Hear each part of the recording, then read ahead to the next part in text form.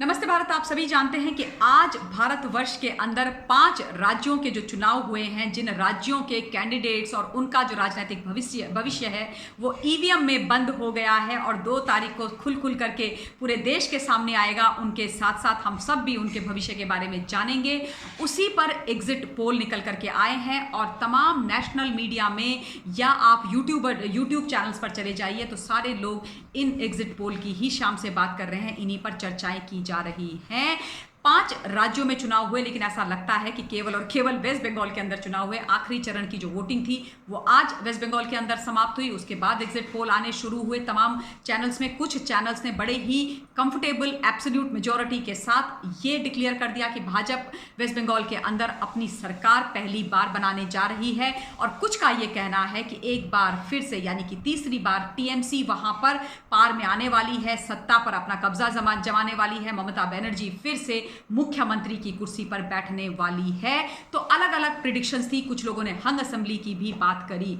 अब exit poll तो exit poll होते हैं, वो एग्जैक्ट रिजल्ट तो नहीं हमें बताते हैं, इसीलिए उन्हें एग्जिट पोल कहा जाता है।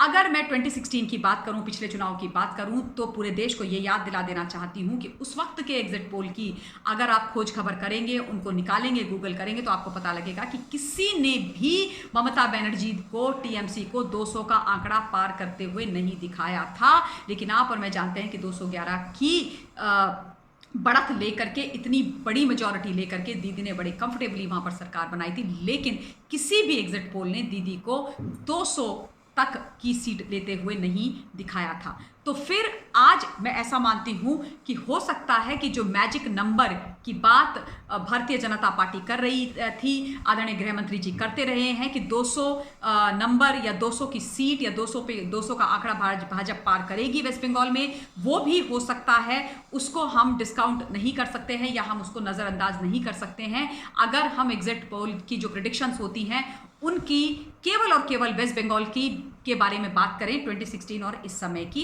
अगर दोनों का कंपैरिजन करें, तो अब जब किसी भी प्रदेश के अंदर चुनाव होते हैं तो कुछ फैक्टर्स होते हैं जो बहुत ही अहम की और इंपॉर्टेंट रोल अदा करते हैं। तुष्टिकरण की राजनीति, विकास की बातें, जो कैंडिडेट का अपना पर्सनल लोकल लेवल जो स्टैंडिंग होती है, वो पार्टीज का जो अपना जो मैनिफेस्टो होता है या स्टैंडिंग होती है या विचारधारा होती है, वो सारी चीज़ों के अलावा जो इंपॉर्टेंट फैक्टर्स होते हैं उनमें से सबसे ज़रूरी चीज़ होती है फ्लोटिंग वोटर्स का वोट। जो फ्लोटिंग वोटर होता है वो, और फ्लोटिंग वोटर लास्ट मिनट तक डिसीजन नहीं लेता है, चुप रहता है। जिस तरफ उसको हवा चलती हुई, बयार चलती हुई दिखाई देती है, फ्लोटिंग वोटर हमेशा उनको ही वोट देता है, क्योंकि वो अपनी वोट खराब नहीं करना चाहते। और इसीलिए हर चुनाव के अंदर, चाहे वो वेस्ट बंगाल का चुनाव हो, चाहे असम का चुनाव हो, चाहे पुदुचेरी का चुनाव हो, चाहे तमिलनाडु का चुनाव हो, या चाहे केरला का चुनाव हो, या फिर किसी अन्य प्रदेश यूटी का चुनाव हो, या नेशनल इलेक्शंस हो, उन सब में हर पार्टी की छोटी या बड़ी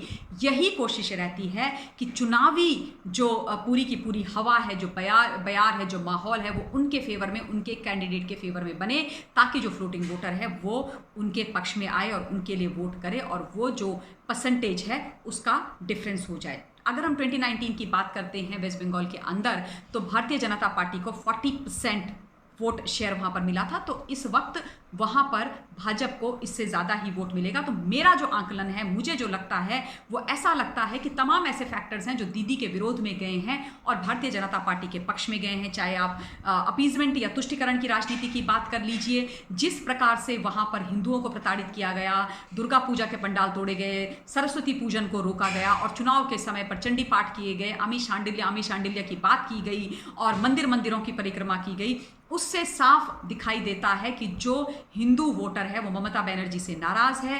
कंसोलिडेट होकर के वो एक तरफा वोट भारतीय जनता पार्टी को कर चुका है, क्योंकि उनके साथ पिछले 5 वर्षों में या 10 वर्षों में बहुत ज्यादती ममता बनर्जी और टीएमसी की सरकार ने करी है। तो ये एक बहुत ही बड़ा इंपॉर्टेंट फैक्टर है। इसके अलावा कुछ ऐसी स्कीम्स जो सेंट्रल गवर्नमेंट की थी जो जनता के पक्ष में थी। आयुष्मान भारत योजना की मैं बात करूंगी, जिसमें 5 लाख रुपए का बीमा हेल्थ कवर सरकार देती है गरीब लोगों को, उसको दीदी ने अपने यहाँ लागू नहीं होने दिया। पीएम किसान योजना को, जिसमें 6,000 रुपये सालाना एक किसान के खाते में जाते हैं, वो दीदी ने लागू नहीं होने दिया। और ये डायरेक्टली जनता, गरीब लोगों के फेवर की थी, उससे भी जनता नाराज दिखाई दी है और उसको भी कंसिडरेशन में लिया गया है। और दूसरी बात जो मोदी फैक्टर है, मोदी जी की इतनी जो लोकप्रियता है, मोदी जी पर इतना जो भरोसा और विश्वास जनता का रहा है, वो भी बहुत इंपॉर्टेंट फैक्टर रहा है। उसकी वजह से भी भाजपा को डेफिनेटली 100% वोट वहां पर मिली हैं और मिली होंगी, जो उनको बढ़त दिलाएगा, जिससे उनको बहुत ही ज़्यादा फायदा होने वाला है। उसके अलावा जितने भी बाकी लोकल लेवल पर दीदी ने गलत काम किए हैं, चाहे वो रक्त रंजित राजनीति करनी हो, चाहे मार पिटाई करनी हो, लोगों को डराना या धमकाना हो, या फैक्ट्रीज को वापस भेज देना हो, वो सारी चीज़ें मुझे लगता है कि दीदी के विरोध में गई हैं और लोग इन चीज़ों से खुश नहीं थे। डर के मारे, दीदी के डर से वो नहीं ओपनली खुल करके बोल रहे थे। ये बात मुझे तमाम लोगों ने बताई है जो वहाँ पर थे, जिनसे मैं लगातार बात करती थी।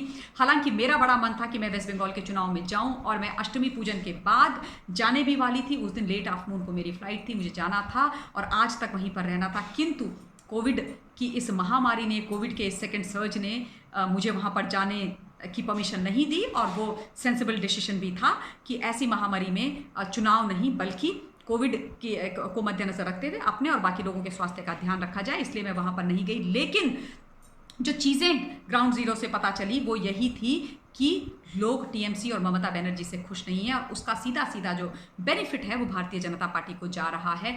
अब अगर कांग्रेस की और लेफ्ट का जो गठबंधन है उसकी बात की जाए, तो उनको मैं तो कहीं पर भी कुछ भी बेनिफिट नहीं देना चाहती। मेरे लिए वो नीलबटा सन्नाटा है। हाँ, लेकिन ये ज़रूर कहा जा सकता है, जो मुझे कुछ लोगों ने अगेन वहाँ पर जो बताया है, वो ये बताया था कि कुछ सेक्टर्स हैं जहाँ से इन लोगों को बेनिफिट हो सकता है। नॉर्थ और ईस्ट में के कुछ एरियाज़ हैं वेस्ट बंगाल में जहाँ पर इस गठबंधन को थोड़ा सा फायदा मिल सकता है, लेकिन उसके अलावा कहीं पर भी इनको बढ़त मिलती हुई या इनको कहीं पर किसी भी प्रकार का फायदा या बेनिफिट होता हुआ नहीं दिखाई दे रहा है।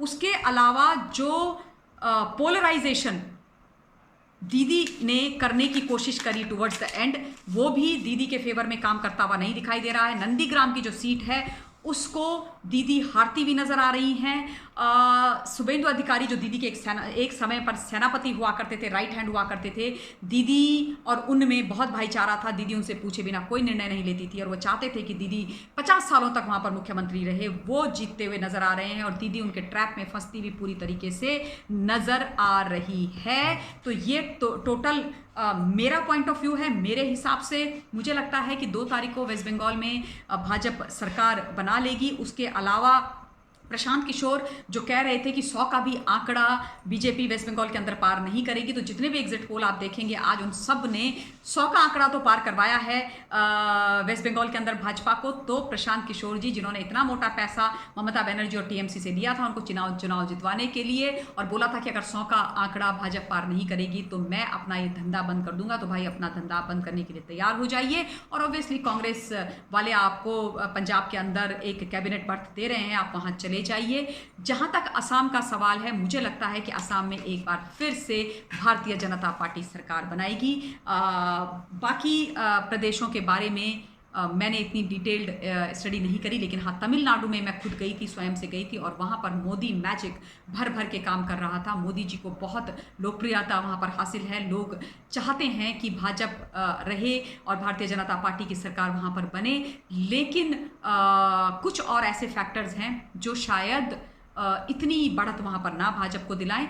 2 तारीख को देखते हैं क्या होता है। आप सबसे ये निवेदन करना चाहती हूँ कि अपने point of view comment box में जाकर के मुझ तक जरूर बताइए। अपना ध्यान रखिए, अपने पड़ोसियों, अपने परिवार का ध्यान रखिए, एक दूसरे की मदद कीजिए, और दूसरे वीडियो के साथ जल्दी ही आप लोगों के बीच में आऊँगी। टिल देन मैं अपनी वाणी को विराम देती हूँ।